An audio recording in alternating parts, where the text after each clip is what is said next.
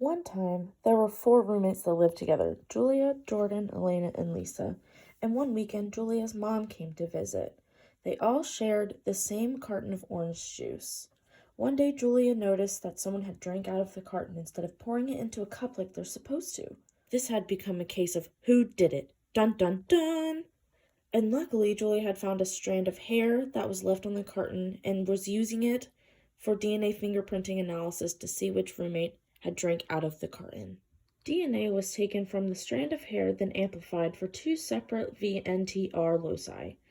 They were ran on two different gels that showed up DNA fingerprinting analysis gel, so we can compare the strand of hair taken on the carton of orange juice. Here you see we have the samples. We have Julia, Julia's mother, Jordan, Elena, and Lisa's DNA all lined up. Whoever is guilty, their DNA will match up exactly to the sample and how they can start looking at the VNTR loci analysis 1.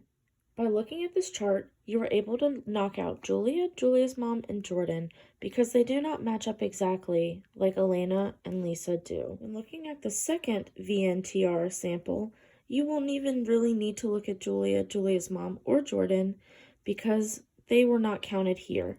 So as you can see, Elena does not match this, so therefore Lisa right here matches both of these. So after putting that all together, Lisa would be the suspect that matches both samples to make us believe that she was the roommate to drink out of the orange juice carton. Each of these bands is a DNA locus representative.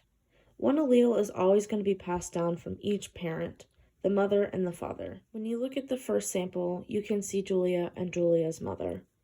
Julia obviously got the top band from her mother since they match right here.